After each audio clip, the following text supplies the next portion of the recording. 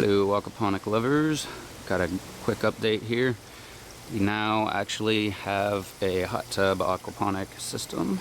Just got that all hooked up. For those of you that would like to know how to do this, all I did, this is a hot springs hot tub.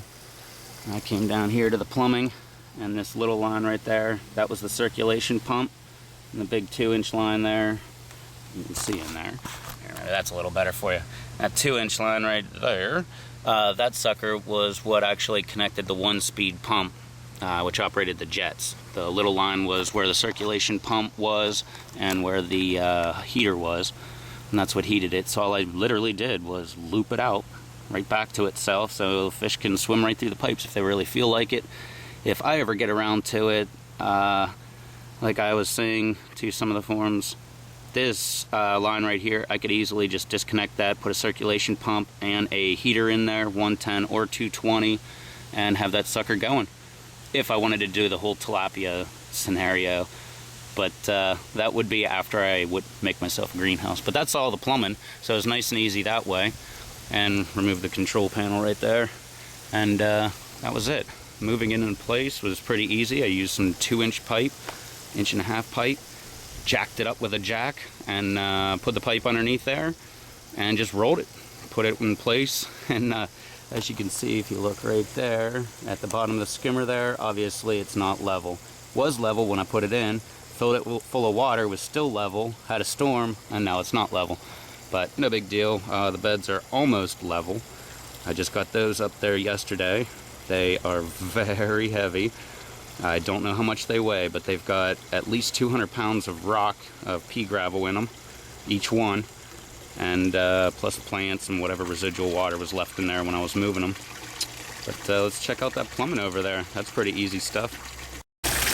The regular old bell siphon, which it's draining right this second, that I had to completely take apart, left the whole shroud in there so that the stones wouldn't move in its way, but completely disconnected all the plumbing so I could move this whole bed, because like I said, it was very heavy. Plus I'd help get the rest of the water out. Replumbed the whole thing back up, pretty much used the same exact pipes. I'm loving how close it is right there, little aeration going on down there. This hot tub was very, very green, and it actually lightened up really good overnight. Got some hyacinth in there. They are pretty good for oxygenating the water as well, and the goldfish love to hide up underneath there. And back here for the plumbing, same old design. Pond pump down there, pipe comes straight up, comes up to here, tees off, goes into this bed, comes over here, goes to that one, and also has a tee up so that any extra water can go ahead up and out and down in. And as you can see, it's working pretty good because look at all the bubbles coming on up. Now as far as the move went, well, we're also in the middle of a nor'easter, but all the plants actually were moved around quite a bit. I've been trying to get them back where they are supposed to go. They keep wanting to lay down on me, so I need to come up with some kind of trellis design anyway. But strawberries still doing the same.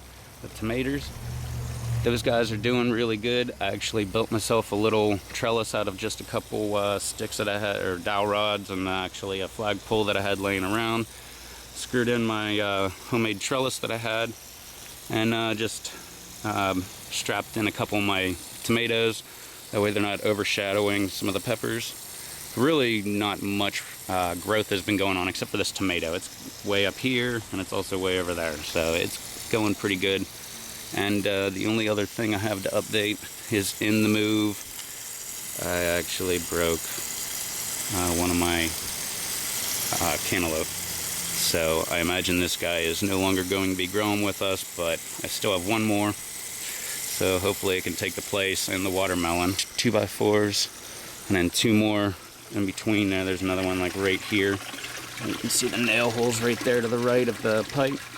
And same thing on the other side, put a little piece of plywood on the top just to give it a little extra support. Figured with all that weight, I mean, that's right there, you're looking at 400 pounds. And I didn't want to, originally I wanted them dead center, kind of like the way they were sitting before, but I figured I might as well spread them out just to even out the weight. Put a lot of weight on this corner and the back corner as well. Plus I got this all framed out, so hopefully that'll take a lot of the weight out of the center of this, which should hold it either way. Even if they were in the center, it should hold them. But I wanted the maximum support I can get.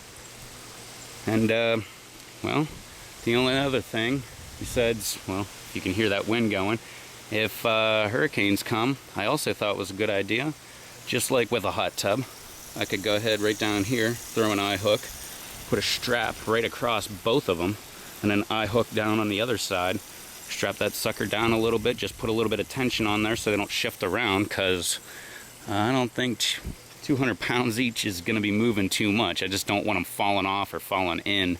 I went to the pet store the other day because I figured ahead of putting the beds in place, I would go ahead and grab a couple dozen more feeder fish / goldfish, and toss them in, get them assimilated to the whole environment and everything, but they were out. So actually they were supposed to get some in today, and I am purposely holding off a few days because I figure if they're getting them in today, I'm gonna let them settle in the tank for a couple days and then go buy some, because I don't want to go and buy them and then get them home and find out that a bunch died because of shipping. So probably give it a couple more days, throw some more in there. The big fish are still in the aquarium. Not exactly sure if I should throw them in here or not. I just figured I would let this go for a little bit, maybe add a couple dozen more feeder fish, see how they take to it, and if everything keeps on going great, then add the big fish a little bit later. But I don't know. As of right now, this is all we got going on. It's all looking pretty good. I just got to figure out what to do with all these peppers over here flopping over. Maybe make some sort of trellis design, kind of like that, and just kind of pull them all back. But I'm also dealing with this wind right now too, because like I said, nor'easter. Yay. So, but that's my quick update.